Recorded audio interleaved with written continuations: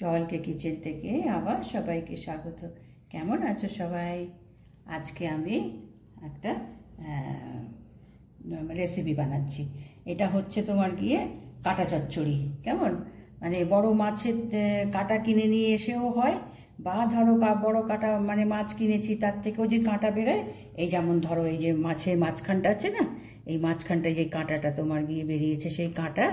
আর এটা হচ্ছে মুন্ডুটাকে 4 টুকরো করে, বেশ বড় মাছ মানে 3 কিলো মতন মাছ, সেই মাছে তোমার মুন্ডুটাকে আমি 4 টুকরো করেছি। আর একটুখানি বেশি তেল পাইনি, অল্প একটু তেল, বেশি তেল অবশ্য খাওয়া দরকার নেই।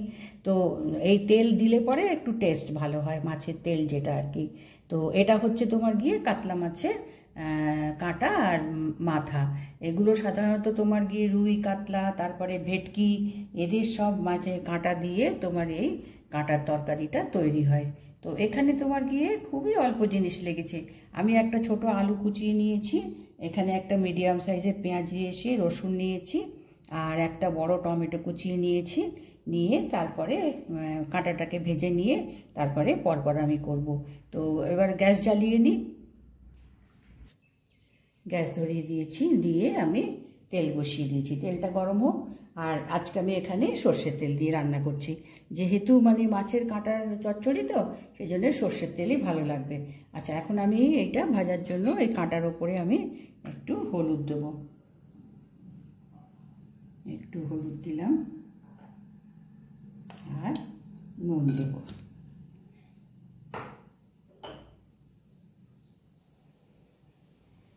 এখানে একটু নুন দিয়ে দিলাম।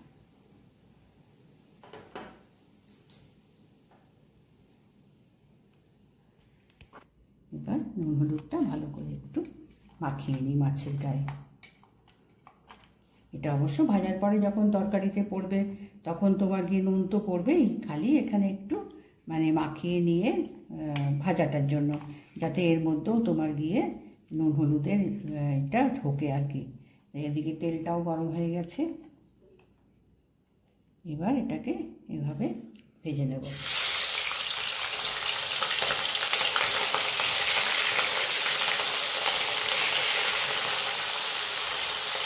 আর এই তেলটাকে একটু জাস্ট তোমার দিয়ে মানে কড়াইতে দিয়ে, খুব একটা মানে তেল আমি নিয়ে নিই। যদি পছন্দ হয় তো মাছের তেলটা নিয়ে এসো, মানে এই মাছের মাথার সঙ্গে দিলে ভালো টেস্ট হবে। আমি এটা ভেজে নিই।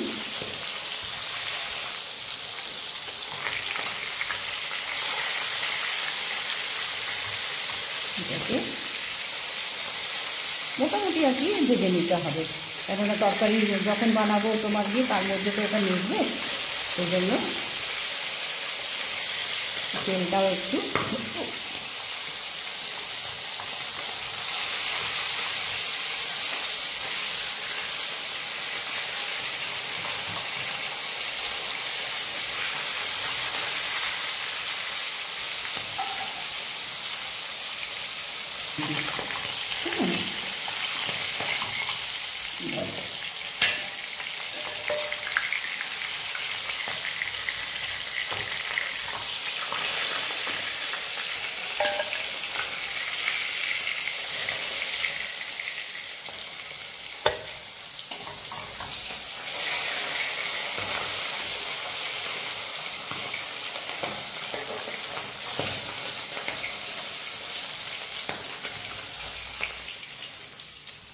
এটা ভেজে নিয়েছি। এবার আমি এইভাবে সমস্ত কাঁটাগুলোকে আমি ভেজে নিই।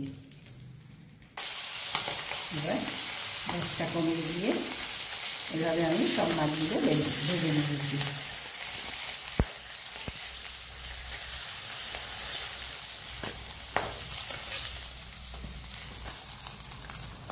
এবার এই তেলে আমি এই আলুটাও একটু ভেজে নেব। অল্প আলু দিয়েছি, বেশি না, কিন্তু বেশি না হয়ে যায়, কাঁটার থেকে যেন বেশি না হয়ে যায়। অল্প একটু আলু, মানে একটু গায়ে মাখা মতন হবে। আলুটাকে আমি ভেজে নিয়ে তুলে তারপরে অন্য মশলাটা দেবো। দাঁড়িয়ে আছে পেছনটা এখানে। এবার গ্যাস কমিয়ে দিয়ে আলুটাও ভেজে তুলে নিলাম।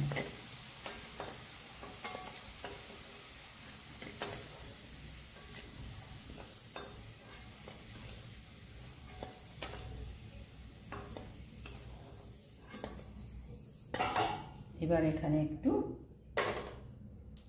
একটা শুকনো লঙ্কা দিচ্ছি, বেশি না, জাস্ট এর ভাজার ভালো গন্ধটা আসবে। একটা তেজপাতা আমি চিড়ে দিই সবসময়, আর একটু জিরে,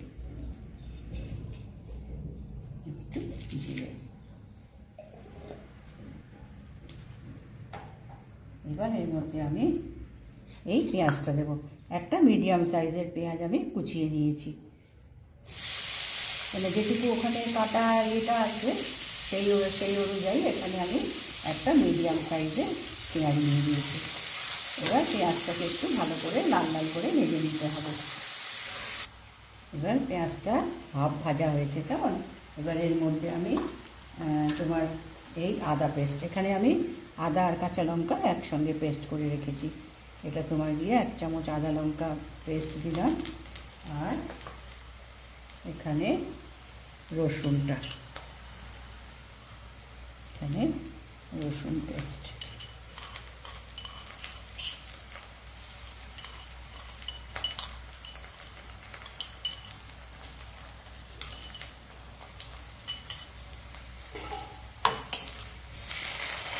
এটাও একটু ভেজে এই রসুন আর আদার একটা গন্ধটা একটু নেড়ে নিতে হবে। এবার এটা আদাটা একটু ভেজে নিয়েছি, এবার এখানে টমেটোটা দেবো আর দুটো কাঁচা লঙ্কা, একটা বড় টমেটো আমি কুচি করে নিয়েছি।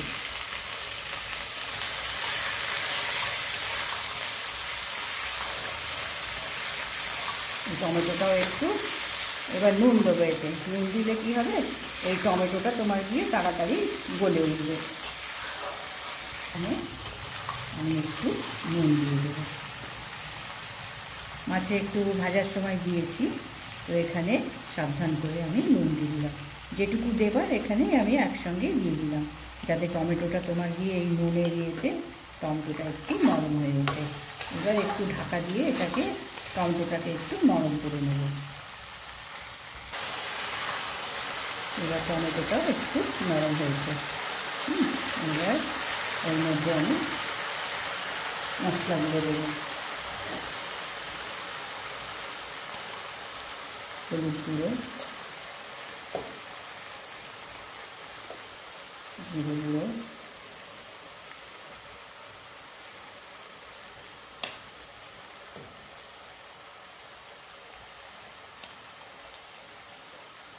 এটা হচ্ছে যেটা নর্মাল লঙ্কা গুঁড়ো,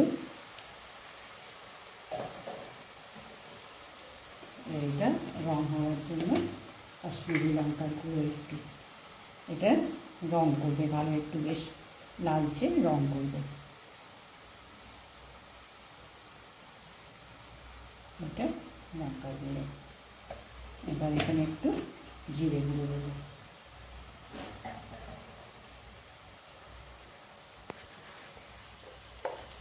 এখানে একটু জিরে গুঁড়ো,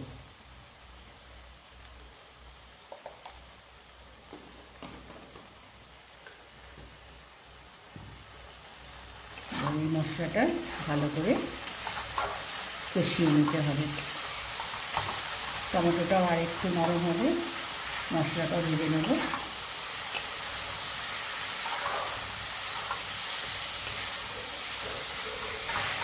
এবার টমেটো গলে গেছে, মশলাও কষে গেছে, এবার এর মধ্যে জল দেবো।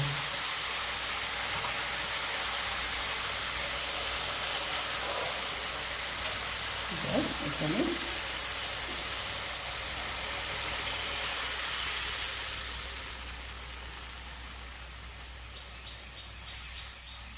এর মধ্যে এই কাঁটা, তারপরে আলু, এগুলো সব দিয়ে দেবো যাতে এর সঙ্গে সেদ্ধ হয়। তারপরে যদি মনে হয় যে একটু তোমার দিয়ে জল দিতে হবে কাঁটাটা সেদ্ধ হওয়ার জন্য, তাহলে আর একটু জল দেবো, তা নাহলে তোমার গিয়ে গায়ে মাখা মাখা হবে মশলা আর এই কাঁটা। তো আমার মনে হচ্ছে আর লাগবে না, যা জল দিয়েছি আর এর মধ্যে জল লাগবে না। এর মধ্যে যা মশলা সব দিয়ে দিয়েছি, শুধু এখানে একটু তোমার গরম মশলা আর ঘি দেবো, একটু গরম মশলা দেবো,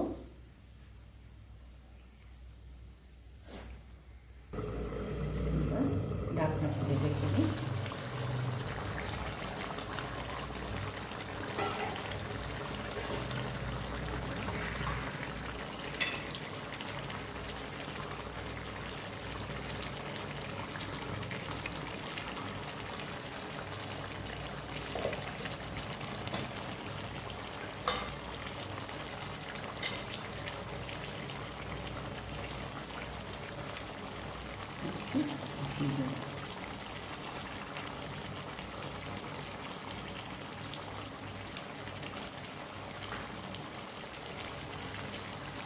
এটাকে ভালো করে মিশিয়ে আর একটু ঝোল মানে ঝোল কমিয়ে নেবো, এত ঝোল রাখবো না, কেননা এই কাঁটার তরকারি তোমার দিয়ে গায়ে মাখা মাখা মতন হয়, বেশি তোমার ঝোল রাখা যায় না। ঢাকনা খুলে রেখে নিই।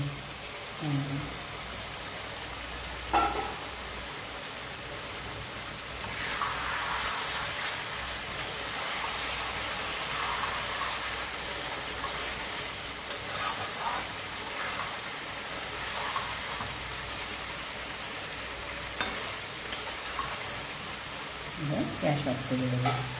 গ্যাস অফ করে আমি এখানে একটু গ্যাসের ওপরে রাখবো, 1-2 মিনিট সময় রেখে তারপরে প্লেট করবো। এবার ঢাকনাটা তুলে এবার প্লেটে ঢালবো।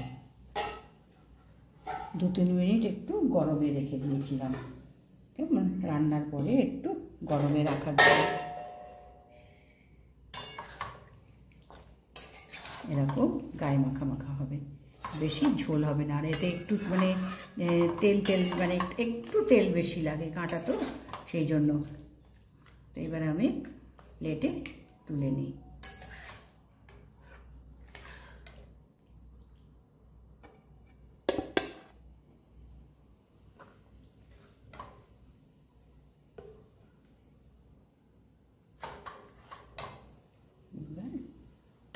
মাথার কাঁটাটা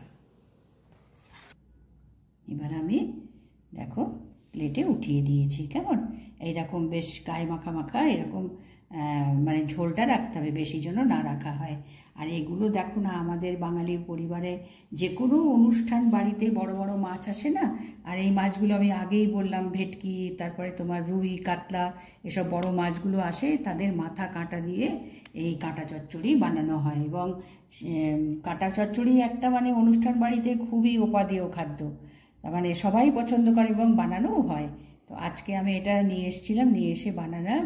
কিভাবে বানালাম দেখো, নিশ্চয়ই ভালো লাগবে আমার মনে হয়। কাঁটা চচ্চড়ি তো মাছের সুতরাং ভালো না লেগে কখনো হয়।